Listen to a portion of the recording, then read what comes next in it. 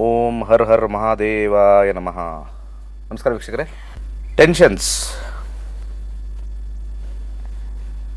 ಪ್ರತಿಯೊಬ್ಬ ಮನುಷ್ಯನಿಗೂ tension ಇರ್ತಕ್ಕಂಥದ್ದೇ. Tensions ಹುಟ್ಟಿರ್ತಕ್ಕಂಥ ಮಗುಗೂ ಆಗುತ್ತೆ.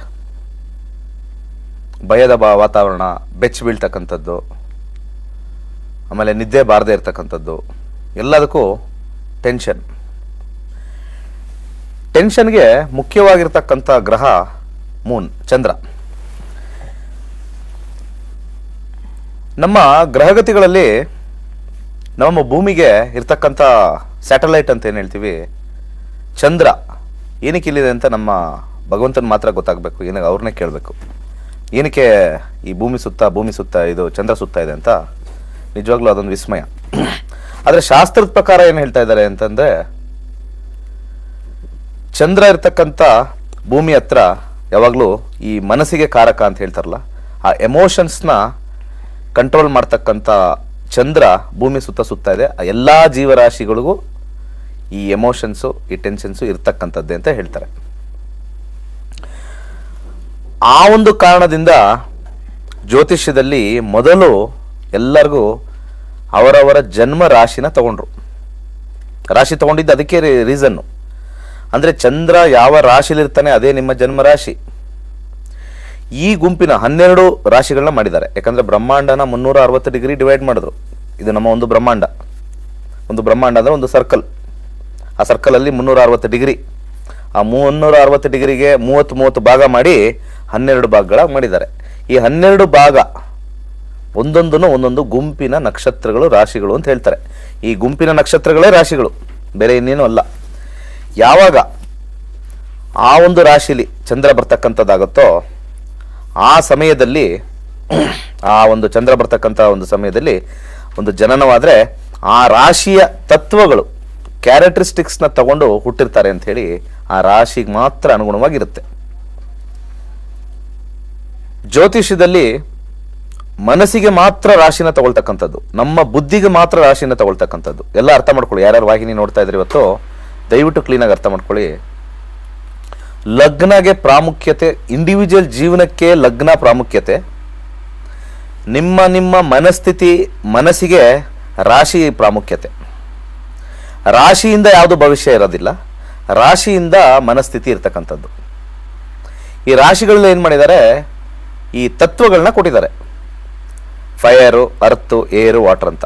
ಅಂದರೆ ಅಗ್ನಿತತ್ವ, ಭೂತತ್ವ, ವಾಯುತತ್ವ, ಜಲತತ್ವ ಅಂತ ಕೊಟ್ಟಿದ್ದಾರೆ.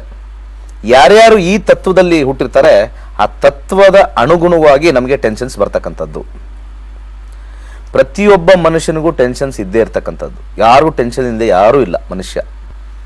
ಅವರು ಪೊಲೀಸ್ ಆಫೀಸರ್ ಆಗಿರ್ಬೋದು, ಲಾಯರ್ ಆಗಿರ್ಬೋದು, ಜಡ್ಜ್ ಆಗಿರ್ಬೋದು, ಪೊಲಿಟಿಷಿಯನ್ ಆಗಿರ್ಬೋದು, ಸಾಮಾನ್ಯ ಬಿದಿಲಿರ್ತಕ್ಕಂಥ ಭಿಕ್ಷೆ ಬೇಡದವನಿಗೂ ಕೂಡ ಟೆನ್ಷನ್ಸ್ ಇದ್ದೇ ಇರುತ್ತೆ.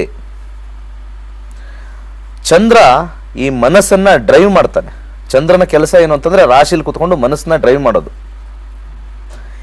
ಈ ಚಂದ್ರ ಒಬ್ಬಂಟಿನಾಗಿದ್ದರೆ ಮಾತ್ರನೇ ಟೆನ್ಷನ್ಸ್ ಹೆಚ್ಚು.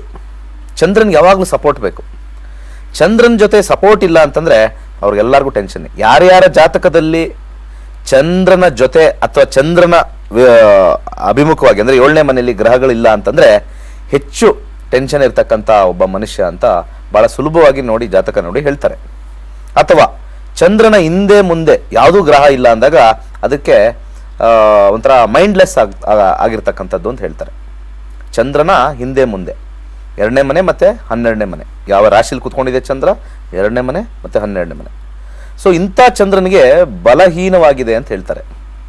ಇದರ ಜೊತೆಗೆ ಏನಾಗುತ್ತೆ, ಬಾಲಾರಿಷ್ಟ ಅಂತ ಹುಟ್ಟಿದಾಗ ಹೇಳ್ತಕ್ಕಂಥದ್ದು ಚಂದ್ರನಿಂದನೇ ಆಗಿರ್ತಕ್ಕಂಥದ್ದು. ಮಕ್ಕಳಲ್ಲಿ ಬಾಲಾರಿಷ್ಟ ಅಂತ ಹೇಳ್ತಾರೆ. ಚಂದ್ರನಿಗೆ ಸಂಬಂಧಪಟ್ಟಿರ್ತಕ್ಕಂಥದ್ದು ಪ್ರಮುಖವಾಗಿ ಬಾಲಾರಿಷ್ಟನ ತಗೊಳ್ತಾರೆ. ಚಂದ್ರನಿಗೆ ಯಾವಾಗ ಬಲ ಇಲ್ಲವೋ ಅದು ಬಾಲಾರಿಷ್ಟ ಆಗುತ್ತೆ. ಚಂದ್ರನಿಗೆ ಯಾವಾಗಲೂ ಬಲ ಇಲ್ಲವೋ ಅವ್ರಿಗೆ ಲುನ್ಯಾಟಿಕ್ ಆಗ್ತಾರೆ, ಅಂದರೆ ಹುಚ್ಚರಾಗ್ತಾರೆ, ಅಥವಾ ಹುಚ್ಚರತನ ಆಡ್ತಾರೆ, ಅಥವಾ ಎರಾಟಿಕ್ ಬಿಹೇವಿಯರ್ ಇರುತ್ತೆ, ಅಥವಾ ಭಾಳಷ್ಟು ಏನಂತಾರೆ ಎಮೋಷನ್ಲೆಸ್ ಅಥವಾ ಹೈಲಿ ಎಮೋಷನಲ್, ವೆವರಿ ಮೈಂಡ್. ಸಮುದ್ರದ ಅಲೆಗಳು ಅನ್ಪ್ರೆಡಿಕ್ಟಬಲ್.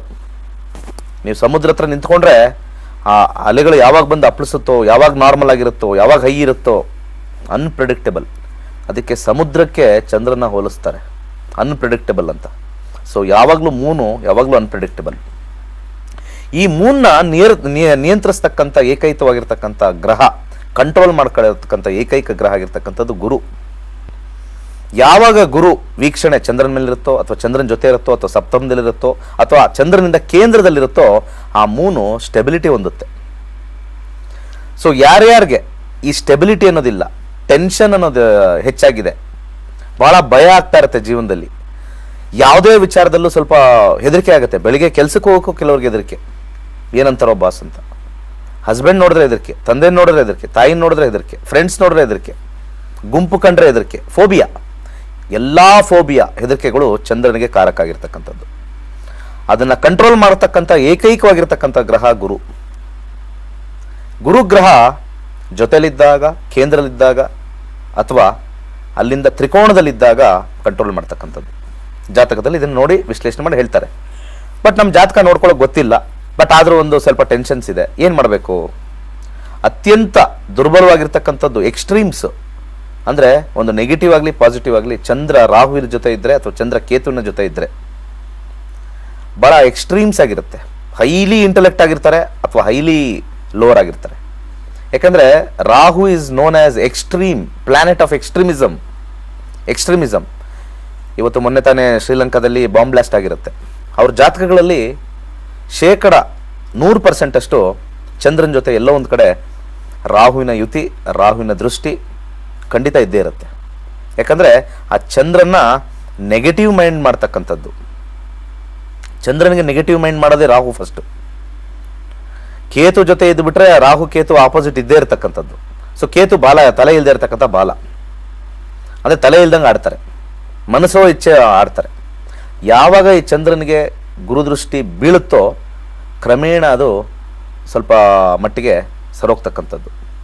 ಸೊ ಆ ದೃಷ್ಟಿಯಿಂದ ಚಂದ್ರನಿಗೆ ಯಾವಾಗ ಬಲಹೀನ ಅಂತ ಹೇಳ್ತಾರೆ, ಅಂದರೆ ಯಾರೂ ಇಲ್ಲ ದೃಷ್ಟಿಗೆ, ಅಕ್ಕಪಕ್ಕ ಯಾರೂ ಇಲ್ಲ, ಗುರುವಿನ ದೃಷ್ಟಿ ಇಲ್ಲ, ರಾಹು ಸಂಯೋಗ ಕೇತು ಸಂಯೋಗ ಇದ್ದಾಗ ಅವ್ರಿಗೆ ಬುದ್ಧಿ ಭಾಳ ವಿಕೃತವಾಗುತ್ತೆ. ವಿಕೃತ ಆದಾಗ ಅವ್ರಿಗೆ ಎಮೋಷನ್ಲೆಸ್ ಆಗ್ತಾರೆ. ಎಮೋಷನ್ಲೆಸ್ ಆದಾಗ ಅವ್ರಿಗೆ ಯಾರನ್ನೂ ಕೇರ್ ಮಾಡಲ್ಲ. ಎದುರಾಳಿಗಳು ಯಾರೇ ಇರಲಿ, 200 ಜನ ಸತ್ತು ಬಿದ್ದಿದ್ರು. ಈಗ ಮೊನ್ನೆ ಕೊಲಂಬೋದಲ್ಲಿ ಬ್ಲಾಸ್ಟ್ ಆಯ್ತಲ್ಲ, ನಾನು ಆ ವಿಚಾರದಲ್ಲಿ ಇವಾಗ ಬರ್ತಾ ಇದ್ದೀನಿ. ಎಲ್ಲೆಲ್ಲಿ ಈ ಟೆರರಿಸ್ಟ್ಗಳಿಗೆ ಸಾಕಷ್ಟು ಜನ ಇನ್ನೊಬ್ಬರಿಗೆ ಹಿಂಸೆ ಮಾಡ್ತಕ್ಕಂಥದ್ದು, ಈ ತಾಮಸ ಗುಣ ಬರ್ತಕ್ಕಂಥದ್ದು, ಇದೆಲ್ಲ ಕೂಡ ಚಂದ್ರನ negative side of the Moon ಅಂತ ಹೇಳ್ತೀವಿ, the black side of the Moon. ಅದಕ್ಕೆ ಯಾವಾಗಲೂ ಒಂದು ವಿಸ್ಮಯ, ಒಂದು ವಿಚಾರ ವೀಕ್ಷಕರಿಗೆ ತಿಳ್ಕೊಳ್ಳಿ. ನಾವು ಚಂದ್ರನ ನೋಡೋದು ಯಾವಾಗಲೂ ಒಂದೇ ಮುಖ ನಿಮಗೆ ಕಾಣಿಸೋದು, ಇನ್ನೊಂದು ಮುಖ ಯಾವತ್ತೂ ಕಾಣಿಸಲ್ಲ ನಿಮಗೆ.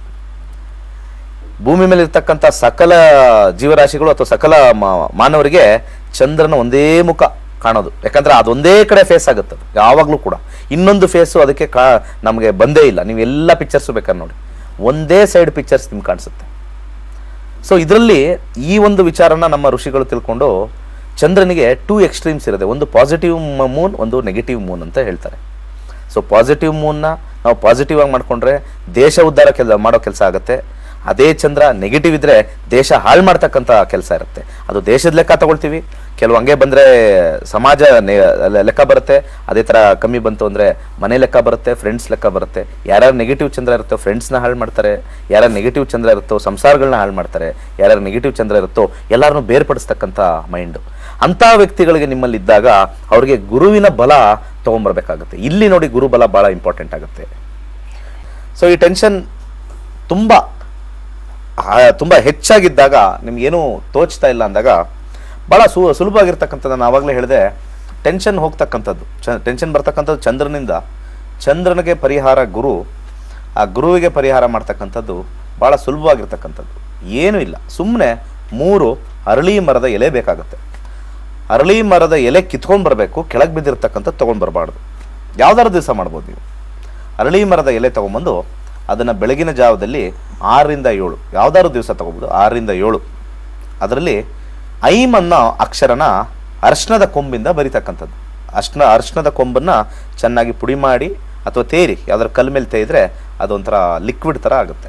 ಆ ಲಿಕ್ವಿಡನ್ನು ಯಾವ್ದಾದ್ರು ಬೆರಳಲ್ಲೋ ಅಥವಾ ಯಾವ್ದಾದ್ರು ಕಡ್ಡಿ ಯೂಸ್ ಮಾಡಿ, ಯಾವ್ದಾದ್ರು ಒಳ್ಳೆ ಕಡ್ಡಿ, ದಾಳಿಂಬೆ ಕಡ್ಡಿ ಯೂಸ್ ಮಾಡ್ಬೋದು, ಅಥವಾ ತುಳಸಿ ಕಡ್ಡಿ ಯೂಸ್ ಮಾಡ್ಬೋದು, ಅಥವಾ ಮಲ್ಲಿಗೆ ಕಡ್ಡಿ ಯೂಸ್ ಮಾಡ್ಬೋದು. ಬೇರೆ ಪರ್ಕೆ ಕಡ್ಡಿ ಎಲ್ಲ ಯೂಸ್ ಮಾಡ್ತಾರೆ, ಎಲ್ಲ ನೋಡ್ತಾ ಇರ್ತೀನಿ, ಕೆಲವರು ಹೇಳ್ತಾ ಇರ್ತೀನಿ ಪರ್ಕೆ ಕಡ್ಡಿ ಎಲ್ಲ ಯೂಸ್ ಮಾಡಕ್ಕೆ ಹೋಗ್ಬಿಡಿ. ಯಾವುದೋ ಒಂದು ಕಡ್ಡಿ ಯೂಸ್ ಮಾಡಿ, ಅಥವಾ ಕೈಯಲ್ಲೇ ಬರಿತಕ್ಕಂಥದ್ದು. ಐಮ್ ಅಂತ ಅಕ್ಷರ 3 ಎಲೆ ಮೇಲೂ ಬರಿತಕ್ಕಂಥದ್ದು. ಬರೆದಾದ ನಂತರ ಅದನ್ನ ನೀವು ದೇವ್ರ ಬಳಿ ಇಡ್ತಕ್ಕಂಥದ್ದು, ಪ್ರಾರ್ಥನೆ ಮಾಡ್ಕೊಳ್ಬೇಕು, ನನ್ನ ಟೆನ್ಷನ್ನು ಅತ್ಯಂತ ಶೀಘ್ರವಾಗಿ ಶಮನವಾಗಲಿ ಅಂತ ಹೇಳಬೇಕು. ಅದಾದ ನಂತರ ಸಂಜೆ ವೇಳೆಯಲ್ಲಿ 6 ಗಂಟೆ 7 ಗಂಟೆ ನಂತರ ನಿಂಬೆಹಣ್ಣಿನ ಪಾನಕ ಮಾಡಬೇಕು. ನಿಂಬೆಹಣ್ಣಿನ ಪಾನಕ ಅಂತಂದ್ರೆ ಬೆಲ್ಲದಲ್ಲಿ ಮಾಡಿರ್ತಕ್ಕಂಥದ್ದು, ಸಕ್ಕರೆಯಲ್ಲ, ಬೆಲ್ಲದಲ್ಲಿ ಮಾಡಬೇಕು. ಅದಕ್ಕೆ ನಿಂಬೆಹಣ್ಣು, ಜಾಗ್ರಿ ಅಂದ್ರೆ ಬೆಲ್ಲ ಮತ್ತೆ ನೀರು ಇರ್ತಕ್ಕಂಥದ್ದು ಮಿಶ್ರಣ ಮಾಡ್ತಕ್ಕಂಥದ್ದು. ಒಂದು ಚೂರು ಏಲಕ್ಕಿ ಬೇಕೇ ಬೇಕಾಗುತ್ತೆ, ಏಲಕ್ಕಿ ಬೇಕೇ ಬೇಕು. ಇದಾದ ನಂತರ ಈ ಎಲೆ ನಾವು ಬೆಳಿಗ್ಗೆ ಏನಿಟ್ಟಿರ್ತೀವೋ ಆ 3 ಎಲೆನ ಒಂದು 5 ರಿಂದ 6 ಬಾರಿ ಅದರಲ್ಲಿ ಆ ಜ್ಯೂಸಲ್ಲಿ ಚೆನ್ನಾಗಿ ಅದ್ದಬೇಕು. ಇದು ಮನೆ ಮಂದಿಗೆಲ್ಲ ಮಾಡಿ, ಎಲ್ಲರಿಗೂ ಟೆನ್ಷನ್ ಹೋಗುತ್ತೆ. ಖಂಡಿತ ಇದು ಭಾಳ ಒಳ್ಳೆಯ ಒಂದು ತಂತ್ರ. ಇದು ಒಂದು ದೊಡ್ಡ ಪಾತ್ರೆಯಲ್ಲಿ ಮಾಡ್ಕೊಳ್ಳಿ. ಮನೆ ಮಂದಿಲಿ ಇರ್ತಕ್ಕಂಥವ್ರು ಯಾರು ವಯಸ್ಸಾದವ್ರು ಇರ್ತಾರೆ ಅಥವಾ ತಾಯಂದಿರು ಇರ್ತಾರೆ, ಖಂಡಿತ ಮನೇಲಿ ಎಷ್ಟೊಂದು ಜನ ಇರ್ತಾರೆ, ಎಲ್ಲ ಯಾವಾಗಲೂ ಟೆನ್ಷನ್. ಅವಾಗ ಇದು ಮಾಡ್ತಾರೆ. ಇದು ಒಂದು ಸತಿ ಮಾಡಿದ್ರೆ 1 ತಿಂಗಳ ಕಾಲ ಅವ್ರಿಗೆ ಟೆನ್ಷನ್ ಇಲ್ಲದೆ ಇರ್ತಕ್ಕಂಥದ್ದು. ತಿಂಗಳಿಗೊಮ್ಮೆ ಇದನ್ನು ಮಾಡ್ತಾ ಬಂದರೆ ಅನೇಕರು ಈ ಟೆನ್ಷನ್ ಇಂದ ದೂರ ಆಗ್ತಕ್ಕಂಥದ್ದು, ಮೈಂಡ್ ಬ್ರೈಟ್ ಆಗುತ್ತೆ. ಮತ್ತು ನಾವು ಏನು ಮಾಡಬೇಕು, ನಾನು ಈ ಭಾಳಷ್ಟು ಜನ ಈ ನೆಗೆಟಿವ್ ಪೀಪಲ್ ಇರ್ತಾರೆ, ಅಂಥವ್ರು ಹೇಗೆ ಟ್ಯಾಕಲ್ ಮಾಡಬೇಕು, ಹೇಗೆ ನಾವು ಅವ್ರಿಗೆ ನಾವು ಹ್ಯಾಂಡಲ್ ಮಾಡಬೇಕು ಅನ್ನೋದು ಈ ಒಂದು ಸಣ್ಣ ತಂತ್ರದಿಂದ ಬರುತ್ತೆ. ಅದನ್ನು ಒಂದು 5-6 ಸತಿ ಹಾಕಿದಾಗ ಅಲ್ಲಿ ಐಮ್ ಅಂತಕ್ಕಂಥದ್ದು ಮತ್ತು ಆ ಒಂದು ಎಲೆಯ ಒಂದು ಶಕ್ತಿಯ ಒಂದು ರಸ ಖಂಡಿತ ಅದರಲ್ಲಿ ಇಳಿದು ನಮ್ಮ ಮೈಂಡ್ ಚುರುಕಾಗುತ್ತೆ. ಆ ಪಾನಕವನ್ನು ಎಲ್ಲರೂ ಮನೇಲಿರ್ತಕ್ಕಂಥವ್ರು ಎಲ್ಲರೂ ಸೇವನೆ ಮಾಡೋದ್ರಿಂದ ಖಂಡಿತ ಟೆನ್ಷನ್ಸು ಶೀಘ್ರವಾಗಿ ಗುಣ ಆಗುತ್ತೆ. ಈ ಲುನ್ಯಾಟಿಕ್ ಇರ್ತಕ್ಕಂಥವ್ರು, ಖಿನ್ನತೆಗೆ ಡಿಪ್ರೆಷನ್ಗೆ ಒಳಗಾಗ್ತಕ್ಕಂಥವ್ರು, ಮತ್ತು ಏನು ಉತ್ಸಾಹ ಇಲ್ಲದೆ ಇರ್ತಕ್ಕಂಥವ್ರೆಲ್ಲ ಈ ಒಂದು ಸಣ್ಣ ತಂತ್ರ ಮಾಡಿ ಆ ಎಲೆನ ಬಿಸಾಕ್ಬೇಡಿ, ಅದನ್ನು ಹಂಗೆ ಇಟ್ಕೊಳ್ಳಿ. ಅದು ತುಂಬ ದಿವಸ ಒಣಗಾದ ನಂತರ ಅದನ್ನು ಪೌಡ್ರ್ ಮಾಡಿ ಇದನ್ನು ನಾವು ಭಸ್ಮವಾಗಿ ಸೇವನೆ ಮಾಡಿದ್ರೆ ಇನ್ನೂ ಕೂಡ ಭಾಳ ಪವರ್ಫುಲ್ ಆಗಿರುತ್ತೆ. ಅದು ನೆರಳಲ್ಲೇ ಒಣಗಿಸಿ ಅದನ್ನು ಚೆನ್ನಾಗಿ ಪೌಡರ್ ಮಾಡಾದ ನಂತರ ಯಾವುದಾದ್ರು ತಿನ್ನೋ ಪದಾರ್ಥದಲ್ಲಿ ನಾವು ತಿನ್ಬೋದು. ಇಲ್ಲ ಅಂತಂದರೆ ಆ ಒಂದು ಪೌಡ್ರನ್ನ ಹಾಗೆ ತೊಗೊಂಡ್ರು ಕೂಡ ಭಾಳ ಅದ್ಭುತವಾಗಿ ನಿಮ್ಮ ಒಂದು ಡಿಪ್ರೆಷನ್ನು ಅಥವಾ ನೆಗೆಟಿವ್ ಮೈಂಡು ಮತ್ತು ಚಂದ್ರನ ಬಲ ಮಾಡೋಕ್ಕೆ ಒಳ್ಳೆಯದಾಗುತ್ತೆ.